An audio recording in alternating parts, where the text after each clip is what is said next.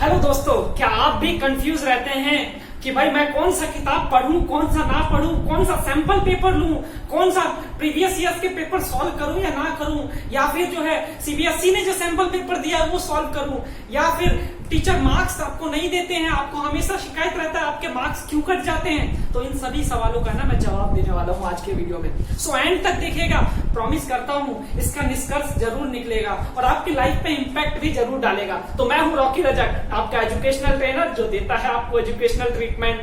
तो आज के ट्रीटमेंट में मैं फर्स्ट ऑफ ऑल आपको कुछ बातें बताने वाला हूं, जिसमें पहली बातचीत जो है कि देखिए, चाहे आप 9th क्लास के हैं, चाहे आप 10th क्लास के, इवन किसी भी क्लास के हैं, सबको ये शिकायत रहती है कि मैं कौन सा किताब पढूं, कौन सा किताब पढूं, ये शिकायत रहती है। इसके लिए बच्चे जो है कोचिंग सेंटर में या फिर स्कूल के टीचर से रेफरेंस बुक की डिमांड करते रहते हैं कि मैम कोई अच्छा सा रेफरेंस बुक बता दीजिए। दोस्तों, अच्छा सा रेफरेंस बुक आपको जो सीबीएसई ने एनसीईआरटी की जो किताब दी है, उससे अच्छी किताब कोई नहीं है दुनिया में, उससे अच्छी किताब कोई नहीं दुनिया में। क्यों नहीं है कोई दुनिया में? उसके पीछे रीजन ये है। देखिए, जो आपका जो एनसीईआरटी की किताब है ना, वो किताब लिखी जाती है, ना जाने लगभग पूरे के पूरे 20-25 एडिटर लिखते हैं, 20-25 एडिटोरियल का पूरे के पूरे बोर्ड बैठती है, अलग अलग यूनिवर्सिटीज के प्रोफेसर्स लिखते हैं, अलग अलग स्कूल्स के प्रिंसिपल्स लिखते हैं, और जो बाकी रेफरेंस किताब है सिर्फ एक सिंगल राइटर लिखता है, सिर्फ एक सिंगल राइटर लिखता है। तो सोचिए दोस्तों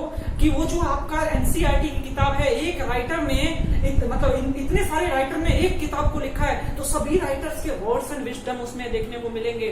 सो दैट्स व्हाई बच्चों, एनसीईआरटी से बेहतर कोई किताब नहीं है। स्पेशली 9th-10th के लिए मैं कहना चाहूंगा, चाहे आप मैथ के हैं, चाहे आप साइंस के हैं, एनसीईआरटी के साइंस की पूरे के पूरे एक एक नोट्स ध्यान से पढ़िए, उसको हाईलाइट करिए, जहां जहां जरूरत है उसको अंडरलाइन करिए, और जो बैक एक्सरसाइज, इंटेक्स एक्सरसाइज, सभी एक्सरसाइज, सभी क्वेश्चंस को सॉल्व करिए। और ये कैसे सॉल्व करना आप लोगों से सॉल्व नहीं होता होगा, एक दो क्वेश्चन सॉल्व करते होंगे, थक जाते होंगे, अटक जाते होंगे, जब पटक दिया बकवास किताब है, मेरे से नहीं होता सॉल्व, मुझे तो आंसर वाला दो जिसमें मैं देख देख के थोड़ा कुछ हो जाए, मेरा भी कुछ हो जाए। तो देखो, अगर इस समस्या से जुलस रहे हो ना, तो मैं अगले लेक्चर में जो है मैं आपको बताऊंगा कि किस तरीके से सॉल्व करना है, समस्या बिल्कुल नहीं आएगी। सो आपको क्या करना है, पहली किताब एनसीईआरटी जरूर पढ़नी है, थियरी भी पढ़नी है, और इसके अलावा आपको एनसीईआरटी का एक्सरसाइज भी सॉल्व करना है। इसके अलावा जो थोड़े, ये उन बच्चों के लिए है जो 80-90 चाहते हैं, जो 80-90 चाहते हैं उनके लिए एनसीईआरटी बहुत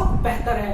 जो 90 से ऊपर चाहते हैं ना, जो 90 से 95 प्लस चाहते हैं, उनके लिए एक सजेशन रहेगा कि भाई एनसीईआरटी का ना एक किताब और आता है, एनसीईआरटी का ही एक किताब कौन सा आता है हमारा, कि भाई एनसीईआरटी एग्जाम्पलर। सो आपको एक किताब और लेना है, एनसीईआरटी एग्जाम्पलर। एनसीईआरटी एग्जाम्पलर में क्या ओनली क्वेश्चन है। एनसीईआरटी से आप थियरी पढ़ेंगे, देन बैक एक्सरसाइज लगाएंगे, फिर उसके बाद आपको एनसीईआरटी एग्जाम्पलर उठाना है। अब मुद्दा यह है कब उठाया जाए। तो देखो, जैसे जैसे चैप्टर वाइज उठाते जाओ, ऐसा अगर सोचोगे कि पहले मैं एनसीईआरटी खत्म कर लूं, देन उसके बाद वो करूंगा, तो भाई थोड़ा सा डिफिकल्ट है। ऐसा तो नहीं है नामुमकिन है, डिफिकल्ट है थोड़ा सा। उसके लिए आपको थोड़ी चालाकी दिखानी पड़ेगी, कोशिश करना पड़ेगा कि एनसीईआरटी ना आपको लगभग 4 से 5 महीने में खत्म कर ले, ताकि उसको जब दोबारा एनसीईआरटी पढ़े ना, तो उसके साथ जो है पैरेलली वो लगा सके। और सभी बच्चों के लिए यही रिकमेंडेशन रहेगी कि भाई सबसे पहले आपको एनसीईआरटी पूरी सॉल्व करनी है। जब एनसीईआरटी सॉल्व हो जाए, चाहे 95 स्कोर क्यों नहीं करना चाहते हो, 95 लो या 100 लो, पहले एनसीईआरटी, देन उसके बाद एनसीईआरटी एग्जाम्पलर। क्योंकि देखो, अगर कोई बच्चा ऐसा सोचता है कि भाई मैं पैरेलली दोनों चीज करूंगा, एनसीईआरटी भी करूंगा, एग्जाम्पलर भी करूंगा,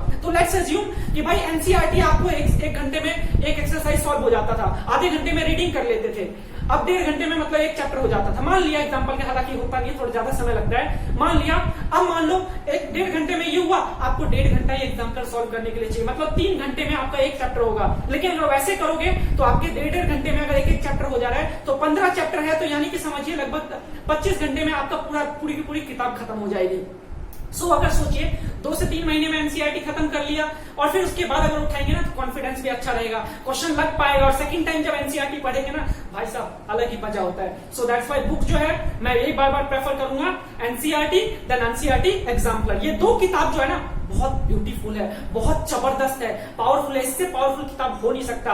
अगर आप ईमानदारी से फॉलो करेंगे ना इन दोनों किताब को, दोनों किताब के क्वेश्चन आंसर को सही ढंग से खा जाएंगे, चाट जाएंगे, और उसकी जो थियरी है उसको सही ढंग से घोट के पी लेंगे, तो भाई साहब लिख कर दे रहा हूं, मार्क्स ना आए ना, मेरे से ले जाना मार्क्स, मुझे जेल करवा देना अगर ना आए मार्क्स। हो ही नहीं सकता मार्क्स ना आए, क्योंकि भाई सोचो यार, 20-25 एडिटर्स ने मिलकर एक किताब बनाया, 20-25 ने एक किताब को बनाया, मतलब 40-50 एडिटर का किताब आप पढ़ रहे हो, क्यों नहीं बनेंगे? उतने सारे प्रोफेसर के वर्ड्स एंड विजडम ले रहे हो और एग्जाम में जब लिख कर आओगे वर्ड्स तो क्यों नहीं मिलेंगे मार्क्स? जरूर मिलेंगे, 101% मिलेंगे मार्क्स। कभी आप अगर आपको यकीन नहीं होता ना तो आप है ना एक काम करना, एक आंसर है ना एनसीईआरटी की बुक से ढूंढना, एक आंसर एनसीईआरटी की बुक से ढूंढकर लिखना और एक आंसर कोई रेफरेंस बुक से लिखना और टीचर से चेक करवाना।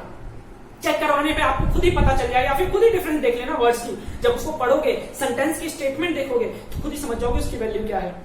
अब कुछ बच्चों की शिकायत ये रहती है कि क्या हम पूरा का पूरा स्टेटमेंट वाइज लिखे आंसर? नहीं, आपको है ना पढ़ना उससे है, आपको वर्ड्स लेना है। जरूरी नहीं है कि स्टेटमेंट बिल्कुल एनसीईआरटी का ही हो, स्टेटमेंट आपका चलेगा, कोई भी स्टेटमेंट, मतलब आप अपनी लैंग्वेज में लिख सकते हो, बस वर्ड्स उससे इंक्लूड जरूर करो, तो वो क्या है पावरफुल बना देता है। ये तो है कि एनसीईआरटी मतलब कि क्वेश्चन आंसर सॉल्व करने के लिए, थ्योरी पढ़ने के लिए। अब मुद्दा ये रहता है क्या सैंपल पेपर मेरे लिए लेना जरूरी है? तो देखो मेरे ख्याल से किसी को भी कोई सैंपल पेपर लेने की जरूरत नहीं होती, वो भी आज की डेट में, चूंकि इतनी एडवांस दुनिया हो गई है। देखो क्यों? क्योंकि एनसीईआरटी एग्जाम्पलर लोगे उसके पीछे 2 सैंपल पेपर मिलते हैं, उसके पीछे 2 सैंपल पेपर मिलते हैं, वो 2 सैंपल पेपर कर लीजिए। इसके अलावा हर साल जो है ना सीबीएसई जो है ना सपोर्टिंग मटेरियल इशू करती है, हर साल सीबीएसई सपोर्टिंग मटेरियल इशू करती है। वो सपोर्टिंग मटेरियल भी अगर आपके पास समय बचता है तो उसमें से पढ़िए, नहीं तो उसकी थियरी पढ़ना चाहे तो पढ़ सकते हैं, क्वेश्चन उसमें भी आपको अच्छे खासे मिल जाएंगे। जो सपोर्टिंग मटेरियल है आप ये समझिए कि सपोर्टिंग मटेरियल आपका एनसीईआरटी प्लस में एग्जाम्पलर दोनों का निचोड़ है उसमें। सो अगर सपोर्टिंग मटेरियल भी अगर समय लगता है 1% समय लगता है तो उठाइए, वरना मत उठाइए। थियरी के लिए उठा सकते हैं, नहीं तो सपोर्टिंग मटेरियल बैक एक्सरसाइज पे मिल जाएगा। बैक एक्सरसाइज पे उसके पीछे सैंपल पेपर है, 3 सैंपल पेपर होते हैं सपोर्टिंग मटेरियल के पीछे। सो वो 3 सैंपल पेपर, वो 2 सैंपल पेपर आपके एग्जाम्पलर के पीछे 5 हो गए। इसके अलावा आपका हर साल सीबीएसई है ना, सीबीएसई एग्जाम से पहले एक सैंपल पेपर इशू करता है, 6ठा सैंपल पेपर वो हुआ। और इसके अलावा ना 3 सैंपल पेपर आप प्रीवियस ईयर के उठा लीजिए, प्रीवियस ईयर के आपने जिस क्लास में भी ना उससे पिछले 3 साल के पेपर ये कर लीजिए। उसके अलावा दुनिया का कोई सैंपल पेपर उठाने की जरूरत नहीं है। और लिख कर दे रहा हूं, जितना आप एक्सपेक्ट कर रहे हैं ना उतने मार्क्स ना आ जाए ना, भाई साहब मेरे ऊपर केस कर देना, मैं मेरे ऊपर केस कर देना, मैं कोर्ट में खड़ा हो जाऊंगा, मुझे कोई दिक्कत नहीं। क्योंकि बच्चों इतना पढ़ने के बाद नंबर ना आए ये तो संभव ही नहीं है। सो दैट्स वाई ये 3-4 किताब बहुत जरूरी है। पहला आपका एनसीईआरटी, फिर एनसीईआरटी एग्जाम्पलर, और फिर उसके बाद अगर हो सके तो सपोर्टिंग मटेरियल करना चाहो तो, नहीं तो नहीं करना। अब सपोर्टिंग मटेरियल मिलेगा कहां से, क्वेश्चन ये भी उठता है। तो देखो सपोर्टिंग मटेरियल ना आपको एड्यूडेल की वेबसाइट पे मिल जाएगा। यहाँ मैंने लिंक देखो, यहाँ पे मैं डाल देता हूँ, मैं आपको इसमें दिख रहा होगा कि भाई एड्यूडेल की वेबसाइट पे सिंपली सर्च करोगे supporting material for class 9, class 10, class 11, class 12 तो आ जाएगा सीधा। तो वेबसाइट सर्च करके सीधा डालोगे तो आ जाएगा, वहां से डाउनलोड कर लो जो भी चाहिए। बिकता तो है नहीं, मार्केट में नहीं मिलेगा, प्रिंट आउट निकलवाना है निकलवा लो। अगर आप गवर्नमेंट स्कूल में तो आपको फ्री ऑफ कॉस्ट मिल जाएगा, चिंता की कोई बात नहीं। सो ये इस तरीके से। और इसके अलावा सैंपल पेपर बताया आपको किस तरीके से करना है। उसमें 2 टॉपर शीट जरूर एनालाइज करना, 2 टॉपर शीट एनालाइज करना। जब आप सॉल्व करो ना उसके बाद टॉपर शीट से मैच करो कि आपका आंसर और टॉपर का आंसर में क्या डिफरेंस है। ये एनालाइज करोगे ना तो वो डिफरेंस जो है आपको वैल्यू मेंटेन करने में हेल्प करेगा। सो ये चीजें आपको करना है और करने के बाद आपको है ना इसका बेनिफिट जरूर मिलेगा। सो आज के लिए इतना ही रखता हूँ। नेक्स्ट लेक्चर में आपको लेकर आऊंगा कि एनसीईआरटी के क्वेश्चंस कैसे सॉल्व करेंगे, रीडिंग कैसे करेंगे। मेरे से रीड नहीं कराया जाता, समझ में नहीं आता, वर्ड्स मेरे लिए बहुत हैवी है, ये शिकायत रहता है। सो मैं आपसे प्रॉमिस करता हूँ अगले लेक्चर में आपको ये सारे उलझन का सवालों का जवाब देने वाला हूँ।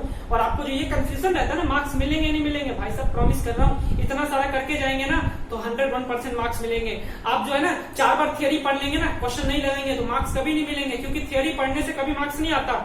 जब तक वो आपके पास थियरी पढ़ने से क्या हुआ, वो टूल आपके पास आ गया, वो औजार आपके पास आ गया। अब भाई औजार आने से अगर कुछ होता तो हर कोई भाई औजार ले ही लेता, खाली उसको चलाना सीखना पड़ेगा ना। और चलाने सीखने के लिए क्वेश्चन को प्रैक्टिस करना पड़ेगा। और जब तक क्वेश्चन की प्रैक्टिस नहीं करेंगे तब तक वो बात नहीं बनेगी। सो दैट्स वाई क्वेश्चन की प्रैक्टिस करते रहिए और जो किताब बताया है उसी को रिकमेंड करिए, उससे बाहर कहीं नहीं जाना। किसी भी टॉपर का इंटरव्यू पढ़ लीजिए, सबके सब यही रिकमेंड करेंगे। और ये मेरी पर्सनल एक्सपीरियंस है, मैं पर्सनल एक्सपीरियंस से बता रहा हूँ ये सारी बातचीत। तो आज के लिए इतना ही रखूंगा, बाकी बातचीत अगली सभा में। तब तक के लिए दुआओं याद रखिएगा। Goodbye, take care.